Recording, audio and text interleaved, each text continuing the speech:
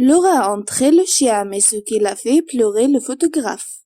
Cette vidéo nous montre comment les animaux sauvages ne sont pas toujours les chasseurs sanglants qui nous font voir dans les commentaires nature. Ici, nous pouvons voir ces ours jouer avec leurs amis chiens, quel que soit l'espace. Le photographe se promenait sur le territoire de chasse avec son chien. Il a été distrait et puis a remarqué qu'à côté de son animal de compagnie, un véritable ours polaire. Le chien s'est enfui loin, donc il ne pouvait que regarder ce qui se passait. L'homme a filmé cette scène près de la ville de Churchill. L'ours polaire géant a été capturé sur pellicule caressant le chien de photographe sur la rive de la baie d'Hudson dans le nord du Canada. Au cours de la fin de semaine, l'ours tapote doucement le chien sur la tête. C'est une rencontre fascinante et la vidéo est devenue virale, mais cette rencontre inhabituelle ne se limite pas à l'œil. En 1992, un photographe animalier, Norbert Rosen, qui travaillait pour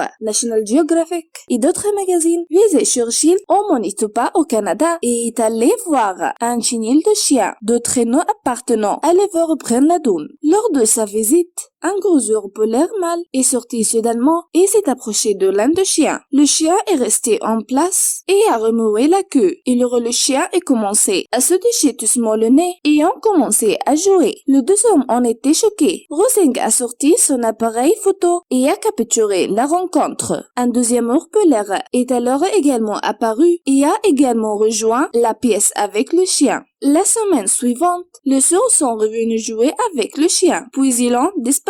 Rosing a pensé que la rencontre est démontré un comportement très inhabituel étant donné que les chiens et les ours sont des ennemis naturels. Selon certains touristes et scientifiques, la Dunn possède une grande propriété qu'elle garde clôturée. Elle facture aux gens des frais pour les animer sur sa propriété, voire des ours polaires où il a également ses chiens esquimaux canadiens. Il aurait laissé une nourriture excessive pour les chiens, ce qui a attiré les ours polaires affamés. Récemment, la Dunn et ses chiens ont fait l'objet d'un film documentaire intitulé Les derniers chiens de l'éveil. Le documentaire révèle que la Dunn a pour mission de préserver et d'élever la race enregistrée la plus rare au monde, le chien esquimau canadien. Selon le réalisateur Joffel, ces efforts ont suscité à la fois de l'admiration et de vives critiques, en grande partie parce que les chiens de la Dunn partagent leur environnement naturel sans pitié avec des ours polaires sauvages, itinérants.